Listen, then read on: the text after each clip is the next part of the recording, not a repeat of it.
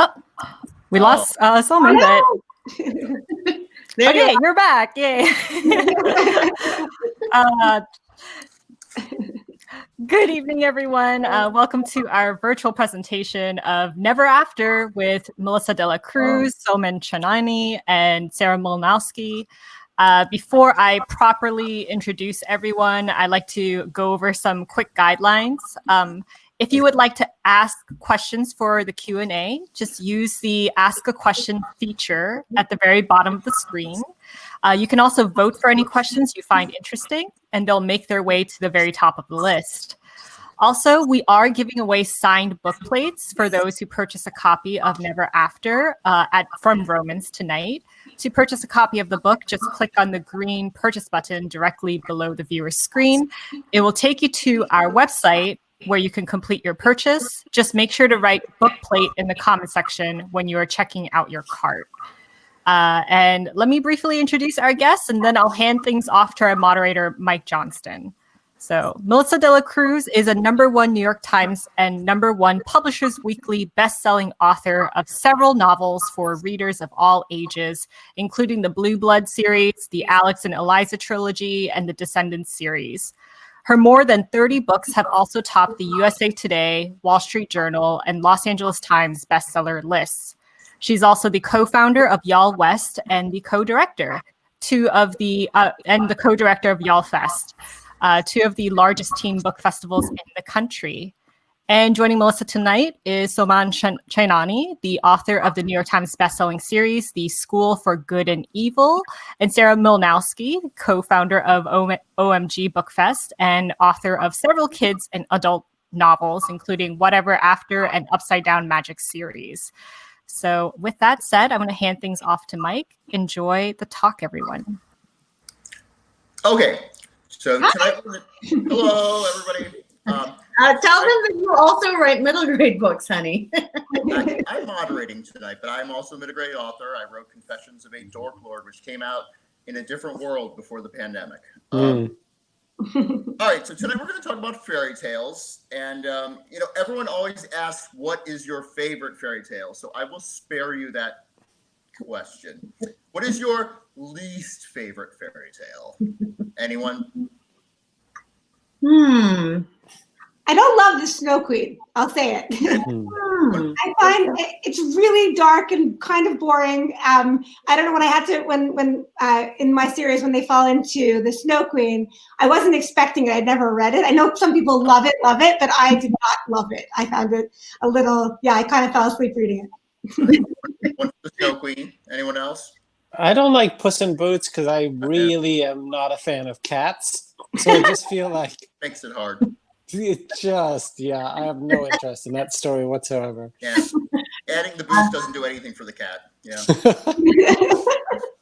Mine, I think, is The Little Match Girl, because I tried to do a YA of it, and I could not take the story anywhere. I was like, okay, so she's out with a match, and then this prince comes. All right, that's it. Like, what is the story? There's no story. It's boring. Yeah. That's skipping it. All right, so we least useful. All right, so what in the world of fairy tales, what makes a good villain? Well, I guess let me ask Mel a question. So, Never After, who's your villain? Like, can you give us a brief Tell us, Mel. Look at the story. Yes. Yeah. It's my book. So Never After came from an idea which did not make it to the book at all. But the idea was for a YA novel, actually. And it came from reading Us Weekly. And I saw a photograph of Kit Harington and Rose Leslie, and they were getting married. Now, Kit and Rose are the actors who played Jon Snow and Ygritte on Game of Thrones. And in Game of Thrones, the book and the TV show, they have a tragic romance. Ygritte dies. It's so sad. I mean, you just feel for them. They don't get to be together. And then in Us Weekly, the actors were getting married. And I was filled with all this happiness. It's a real fairy tale. Yeah, that these characters, in an alternate world were together. You know, Jon Snow and Ygritte were still together. So I tried to make it a YA novel. Didn't quite work, but I was kept with this idea of reality and fantasy trying to, you know, come together. And then I created a middle grade proposal, but was not a fairy tale. It was about a book fan, you know, finding herself in the world of the books. But it was not a book series or story that anybody had ever heard of. And my agent said, you know, that's kind of there's no hook. And I said, well, you know, and I was doing research on Sleeping Beauty, and I discovered that the original Grimm story does not end with the prince kissing Sleeping Beauty, that there's a part 2, and there's an ogre mother-in-law, there's bloodshed, tragedy. The prince is like you know, set up and framed for her murder. It's so sad.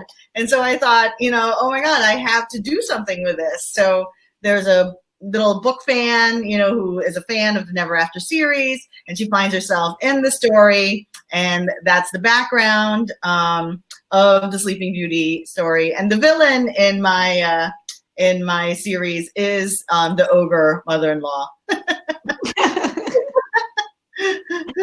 There's a new villain we didn't know about in that series, really. Yeah, and it's not the evil fairy. Exactly. All right. Okay. Oh. Is there a name for the villain? Queen Olga. Yep. It's a lady ogre. Right. Because there was a nanny who was really mean to our kid named Olga. I was like, why was it Olga? I don't remember that nanny. I can't say whose nanny it was. Oh, okay. I probably slept through that year. All right. Speaking of dark topics, the pandemic. Everyone's working during the pandemic. What is the book? Work of art? or not. This gets to the heart of that. What is the book or movie, any work of art? What's getting you through the pandemic right now? What are you doing when you're not writing, or maybe just doing all the time? Also, I'm watching Schitt's Creek. Like everyone else, I feel like, in the world, but I kept not watching it at first for some reason.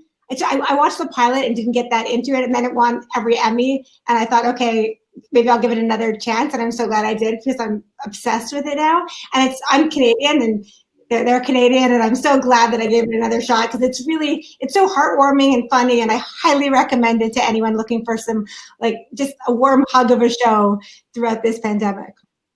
It's so good. I love Schitt's Creek. Yeah. I have to watch it. I'm still behind on that. I've been on a deep dive. This is so esoteric and random.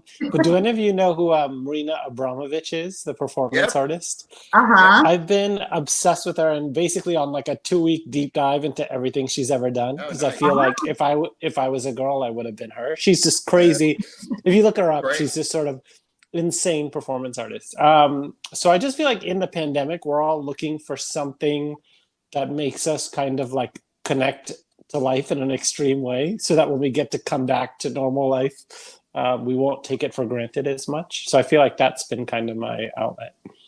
Yeah, we saw a big exhibit by her at the Louisiana Museum, which is in Copenhagen. It was amazing. Remember that, Mel? Was that the naked people? That's where she's always naked people. You had to walk. Yes, and the gap between was very narrow. Remember when we used to travel? That sounded fun. Yeah. I know, right? Copenhagen? What's that?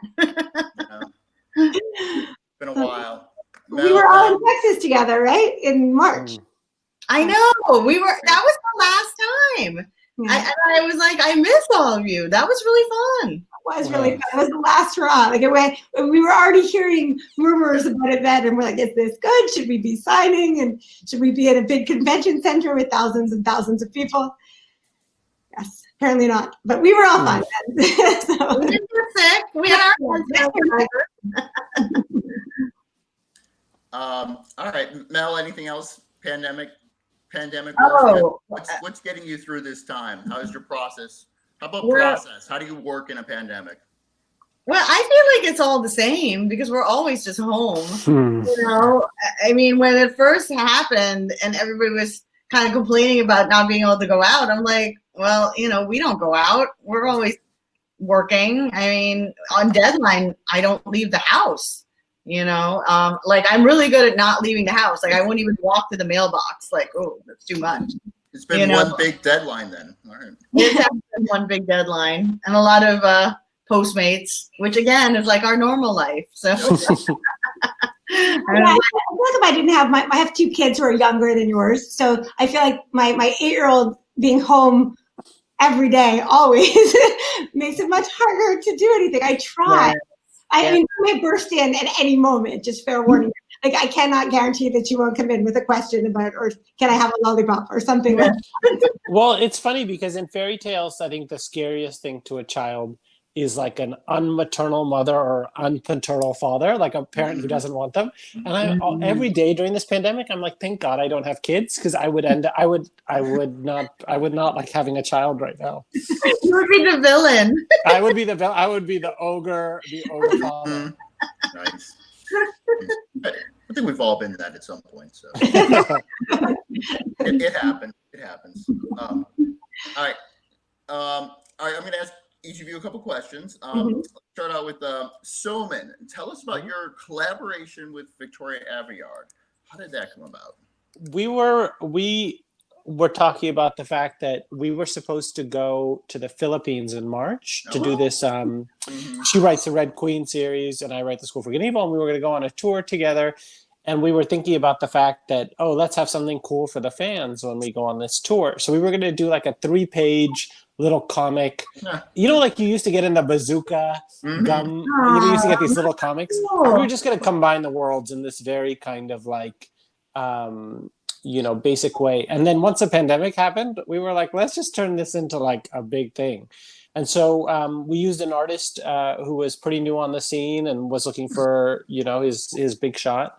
And we just decided it'd be cool to do like a Batman versus Superman total crossover world experience. And we just did it to have fun, really, not to really make money or anything like that. And I think what it did is it sort of taught us that, like, in a pandemic, like the thing that we have being YA authors is our connections and relationships, and so the more we can use them to have fun, it's worth it, because when things like this happen, we can't see each other. So we tried to make something fun. But yeah, it was a good experience.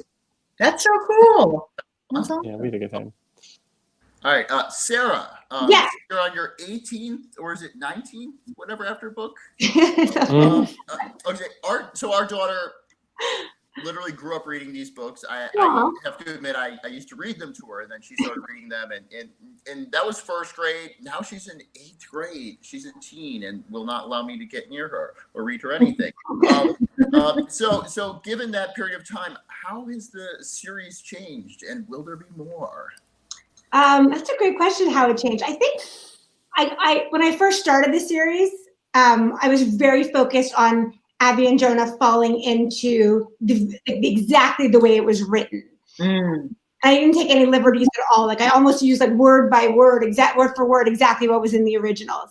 And as I went on, I decided, you know what, it's okay. I can take the idea of it and just kind of play with it. Like Little Red Riding Hood, I changed everything. I just changed this I'm trying to think what my latest one, Good as Gold, which is the one that comes out next in April. Abby and Jonah fall into Goldilocks.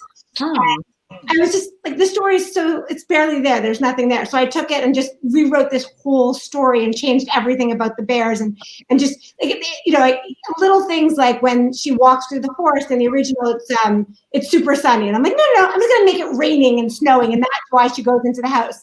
And so I really just threw the original fairy tales out the door now. Basically, I just keep. Luckily, there's new fairy tales that pop up as interesting all the time, like the Snow Queen. I mean, nobody cared about the Snow Queen at all when I started writing the series. And then Frozen came out, and suddenly every school I went to, everyone's like, Frozen, what are you doing Frozen? I'm like, I guess I'm doing it right now. And I'm just kind of, there's still so many to do. I just sold the next 2 in the series, so hopefully I will get to write them forever and ever and ever, so I can continue to pay my mortgage, and because I love writing the series. Oh, yeah, of course.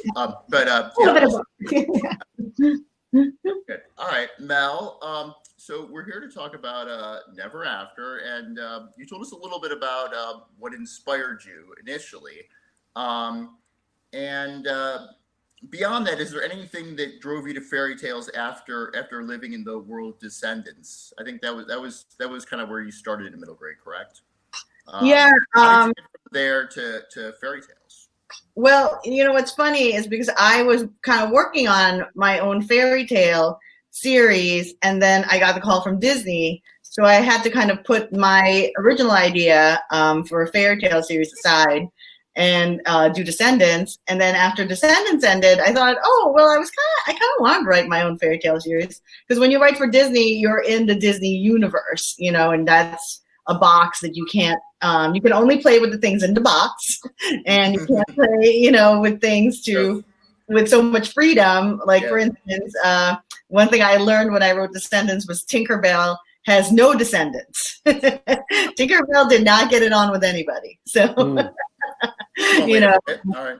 Yeah. So I could not have any. I had written some descendants for Tinkerbell, and they were like, nope. That's funny, because I would have assumed she had got, it's funny because I assumed she would have gotten it on with Peter, but I remember when I did my event with you at Y'all West, and you were beforehand, you were like, these are the things you cannot ask me because these are like the rules. Oh my God. There were some real rules about like descendants, Okay. like that you were not allowed to do. Nope. What else weren't you allowed to do? Yes, tell us. It would be I would like have the most outrageous, ideas, and they would be fine with that. Like they were like sticklers for the little things, like, like the mice actually don't speak English in Cinderella, like when Cinderella talks to them, they're going, chee. So, so I had to give everybody like a hearing aid to translate the mice. Oh, right. Mice don't speak English. I'm like, really?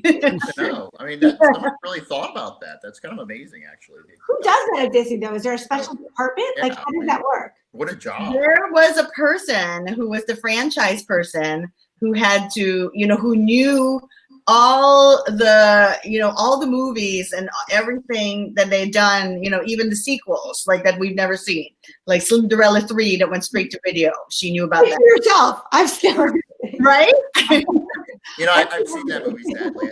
I thought that the person was so important, and she was, but then, like, through the politics, like, suddenly she wasn't around anymore for the next one. So I don't know. It's a big company. Politics change, but there was definitely always somebody who would say stuff like the crocodile also cannot talk. The crocodile only goes talk, tick tock. The crocodile cannot, He's got a clock in him. Yeah, he's got a clock, and that's it. The crocodile is not a character who could talk. There's a lot of who could talk and who couldn't. Okay, so you were in the fairy tale world prior to that, and you sort of swung around back to it afterward. That it was kind of what brought you back to fairy tales. Where do you think you're going with it? The series? Yes. Yeah. I realized I had to write a big series arc. So I kind of had to start planning what the big story was. I kind of started it without knowing. I kind of had a vague idea, but now I kind of had to really think about it. So yeah, we're going towards some kind of big conclusion, hopefully. And what is there a book 2 now? Like, what is book 2? Where does it go Book after 2 is coming out next year. Yes, Okay. and it's Cinderella story. Oh, wow. And is there a title for it yet? Yes, but I don't know if I can reveal it yet. Okay, then don't. I want to hear about Soman. You just ended your big series, and now it's going to be on Netflix. They're filming in Ireland, which is amazing. So tell us about ending your series and then also working on the movie. I mean, it was about 10 years of my life, so I finished it in June. I miss not having had like this, we were planning like a 6-week book tour where it was going to be like, commune with the kids and all that. So that was depressing, like to not have that. But, it definitely felt like the right time to end it. And, all systems look like they're going pretty well on the movie. It's supposed to start shooting end of March in Ireland, but you never know with the pandemic. So I'm always like, I always pretend it's not happening, but then like little by little thing, like the Cruz are already starting to build stuff and things like that. So it's like it's a big movie, you know what I mean? Like, it's, in terms of the scale of it, it's one of Netflix's biggest movies ever. So I think, that, like, with that comes, my ability to control things is less, but it's also like an amazing, as you all know, I'm a huge control freak and would like to control every detail of it.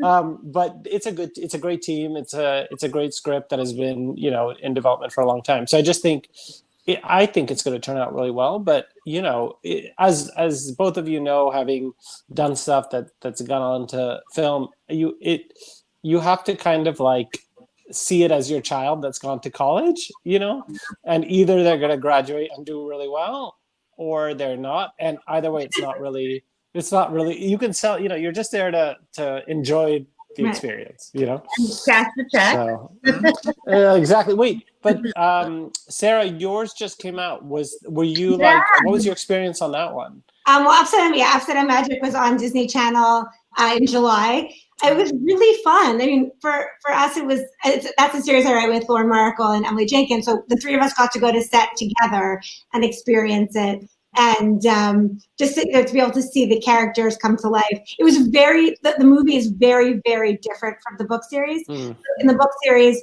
Nori, the main character, doesn't get into the fancy magic school and instead is sent to magic public school.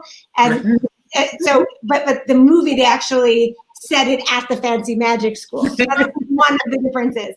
And like in the movie, they celebrate having magic that's a little bit wonky or upside down or different than everybody else's magic.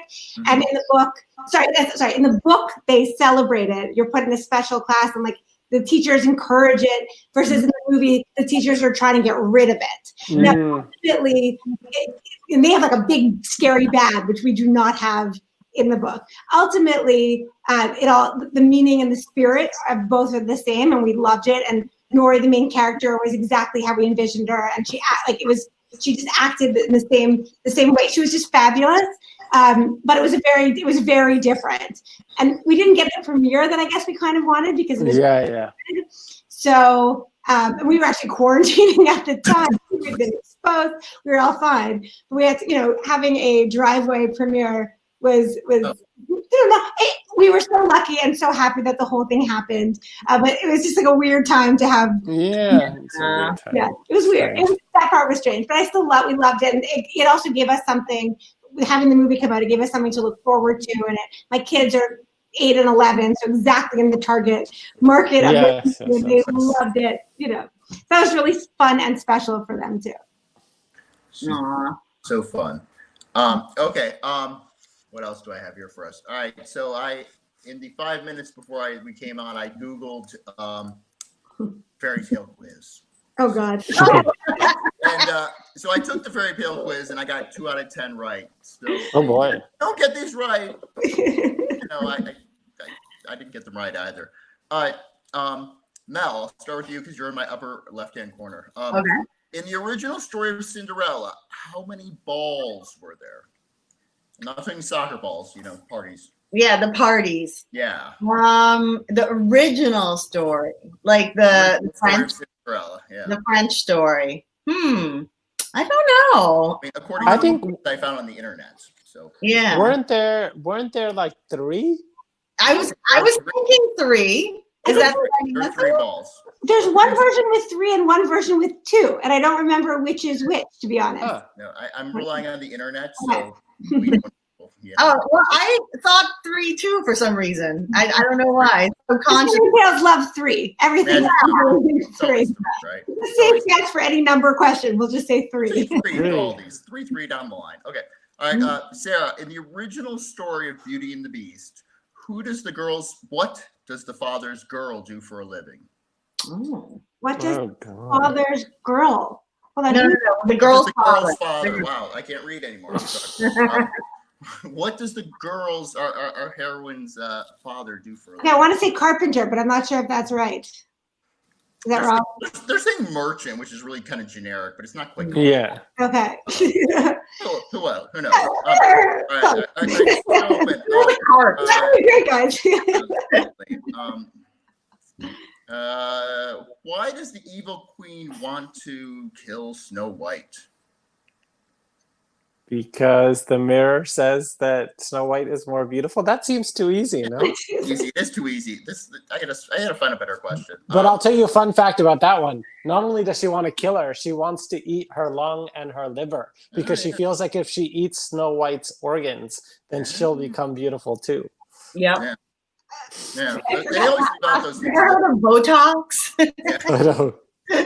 I'm not sure that the lungs and liver are good for your complexion, really. But.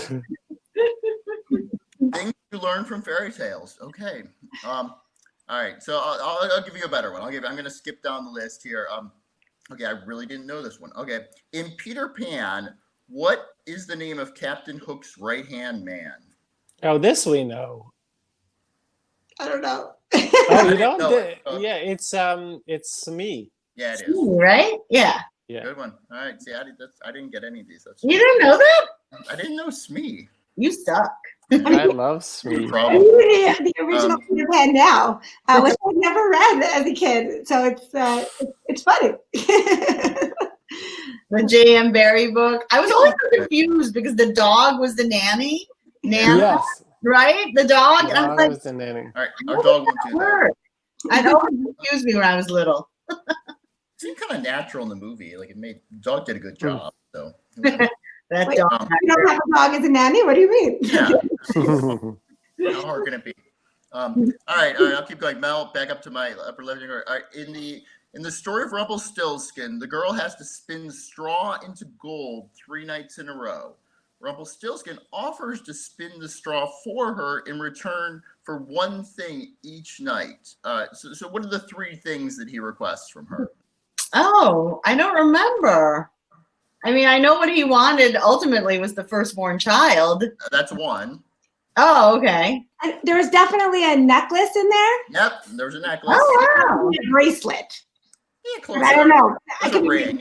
Ring, I guess. A ring and necklace and a firstborn child. Which really, he really upped it. Like a ring and a necklace at Gap, and then you ask for a child. It's the last one really much more demanding. All right, we did that. We did Snow White being beautiful. This one is really easy, but I'm going to give it to you anyway because I'm running out of questions. Why did Little Red Riding Hood go to visit her grandmother? Because Grandma was sick. Yeah, I mean that was lame. Come on. I forgot about that. Who made this quiz? Anyway, all right, Soman, last one here. In the story of Rapunzel, what does the witch do to the prince upon discovering him? She throws him into the thorns. Exactly. She throws What him happened? What you know what happened? And she blinds him. She blinds him. That's the end. She pricks out his eyes in the brambles. Ooh. Yeah, it's a tough one. Don't climb towers. All right. All right, so we're going to finish up with some, since we have a lot of young, hopefully young folks here tuning in. What would you like to tell young folks about how you write? Any writing advice? Apparently not from Soman because he left. Oh, did I leave? Oh, We can hear. Am I back? Oh, no, I'm here. No, I'm here. back. That was weird. Okay, strange. Writing advice for youngsters. Mel, what would you tell them? Any ideas? I guess my writing advice for young people is always not to worry about publishing so much as writing, and I think now, young kids are so maybe business oriented or they want it to mean something or, there's so much more time to worry about writing as a career, as an income. When you're young and you don't have to worry about money, just enjoy writing, just read as many books as you can. I would definitely try to get feedback. I think there's a lot of great places now where you can post your writing and people can tell you whether they like it or not, which is kind of like awesome, but also feels daunting, right? I mean, I don't know if I would like to share it so much because when you get so much feedback also in that way, you think like, oh, that's the only way to write or, I should make this, so that all the people like it a certain way. I don't know. I like things that are a little weird still, and like, I'll be like, oh, nobody's going to like this but me. I'm like totally into that. I don't know. So yeah, practice your writing. Don't worry about being published. Worry about that later.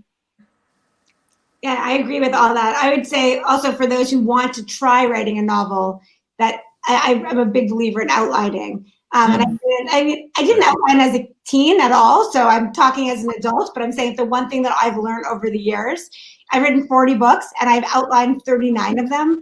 The first one had no plot. It just, girls dating and people not working out, basically. It was fun, but it's just rambling. It doesn't really make any sense or have a plot. And the other ones are all plot driven. And I find if you're writing and you don't know what happens next, it's much easier to give up. But if you figure out what your story is, then you can stick to it and you can jump ahead and move around and see what works. And of course you can change your outline. Just because you have it doesn't mean you absolutely have to stick with it, but it's always good to have a roadmap. Yeah, solid advice. You're a big outliner, right, Mel? Yeah, what about you? I hate outlines. I don't outline your series? You know what's crazy is there's so many twists and weird, crazy things that happen in School for Good and Evil, and I just don't outline. I think I need to discover it as I go, so that this way I get sort of energized and emotional about it. So I feel like, I don't know, I just think it's a fundamental character thing where half the world likes to outline and half the world doesn't, you know? So what happens when you write? Like, do you ever have to rewrite? Like, how do you get it wrong? Yeah, I get it. Sometimes I'll get it kind of wrong. I never get it like totally wrong, but sometimes it's not quite in the right direction and things like that. But usually, I think if I just relax and sort of follow the views, it takes me in the right kind of general direction. But with a series, I think you have to sometimes do that because you know the characters so well that it's okay to sort of chase them. If I ever do another series, which I assume I will, if I do a first book, there's so much pressure on that first book that I feel like you do want to outline it, Yeah. So I don't know. We'll see. I guess my other advice is to make sure that what you're writing feels emotional to you. Like if you're not smiling or crying or enjoying it, then the audience is going to be bored also. So, yeah. No, we all write for ourselves first. Right.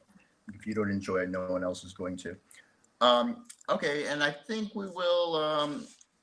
There's some questions here, so I'm going to look at we've got 5 questions here, and one has 2 votes. So we'll start with that. Okay, all right. If you could jump into the world of any book series, other than your own, or maybe your own, why not? Because that's probably what I would say. What would it be, and what role would you play?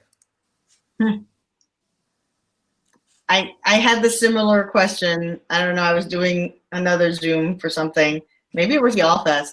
And the question was, what fictional world would you like to go to?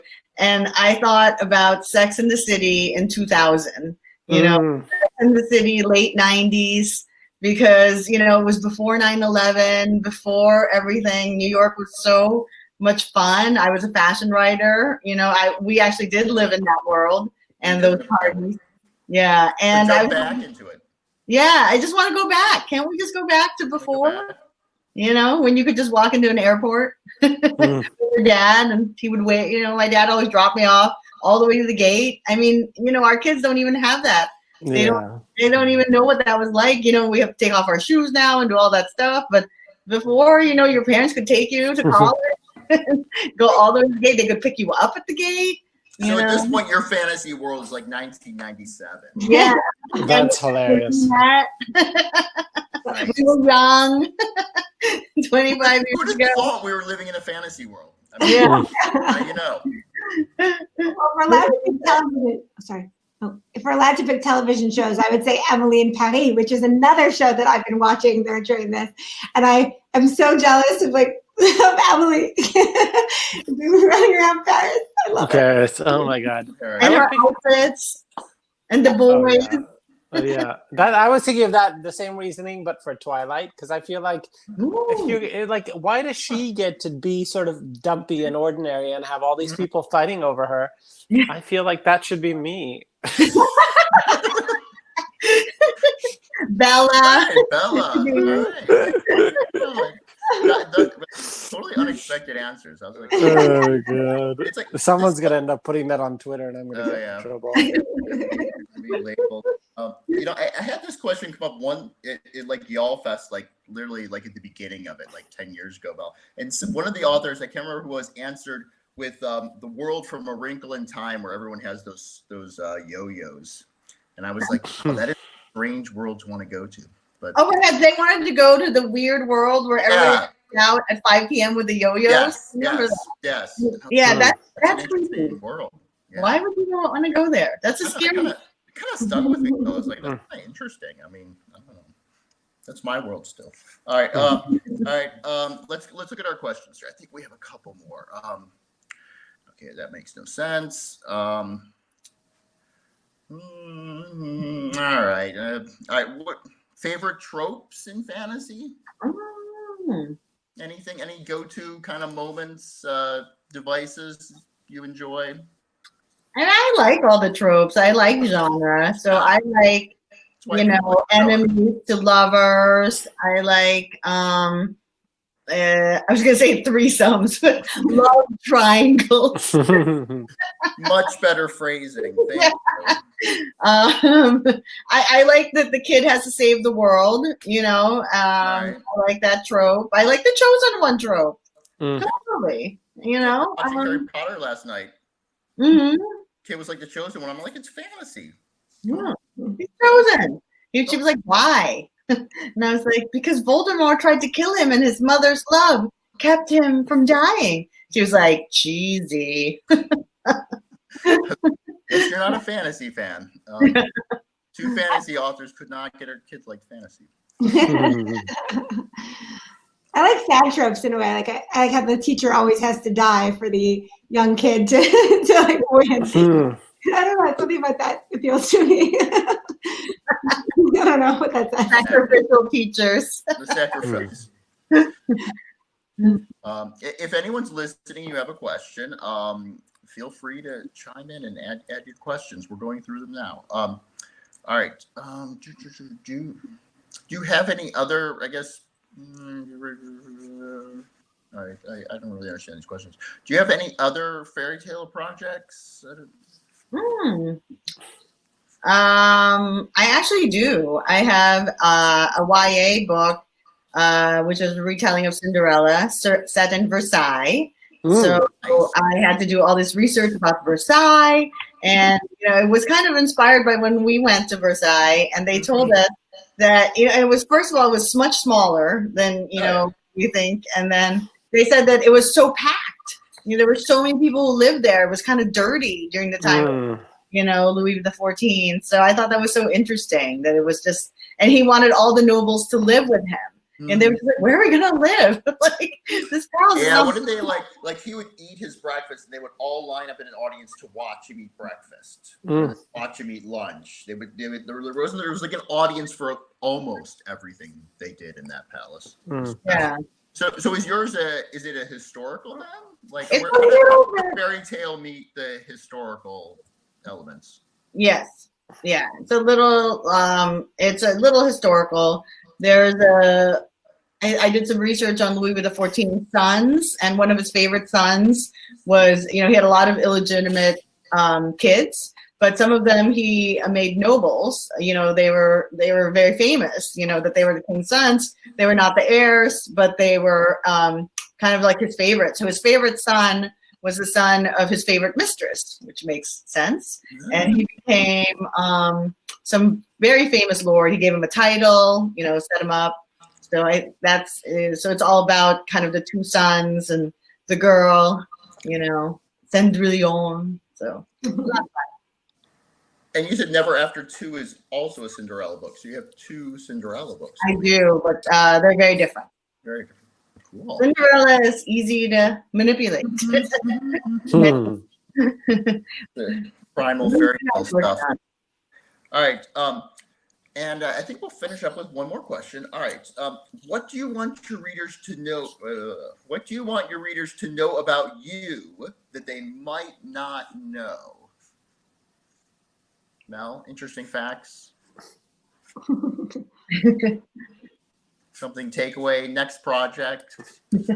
I always ask myself this question because this is when I can say, I was a child model when I was 11. And Bad question.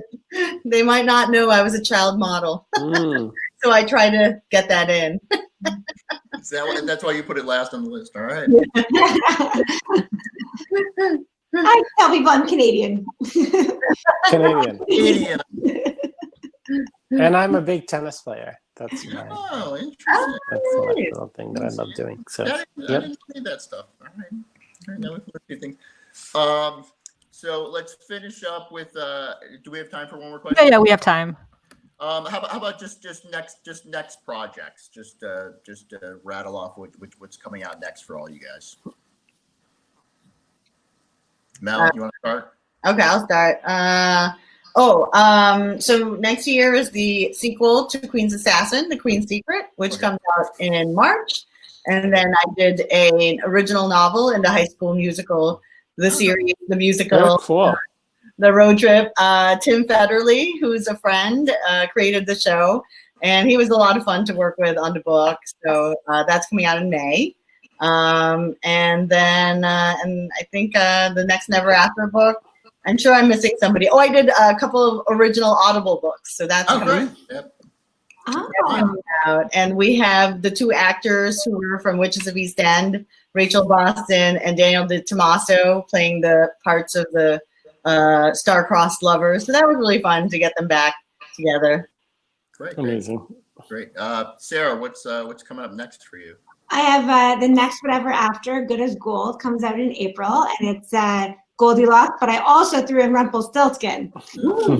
Yes, it was actually, I think it was a panel with, I think I was on a panel for Y'all West, and I was on it with Shannon Messenger, and I asked everyone to guess what fairy tale I was doing good as gold. She said Rumpelstiltskin, and I said, no. And then I thought, maybe I should. And so I did. It was the first ever 2-in-1. Then the fairy tales get all mixed up, and I hadn't done that before for Whatever After, so I'm excited about that. And then the next Upside Down Magic, Night Owl, comes out this summer in July, I believe. Great. And Soman? Oh my God, everybody doing more than one book. I haven't announced what is coming out for me next, but it comes out in September of next year, and it is fairy tale themed. So we'll be announcing that in January. Yay! Exciting. Okay, well, thanks everyone. Yeah, thank you thanks so for much. having us.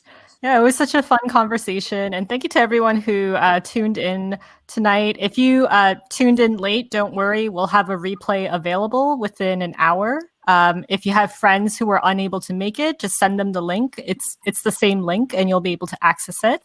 Also, again, we do have signed book plates available. To purchase a copy of Never After, just click on the green purchase button directly below the viewer's screen. And I think that about covers it. All right. Stay safe, everyone, and have a good night. Thank you Thank you guys. guys. Bye.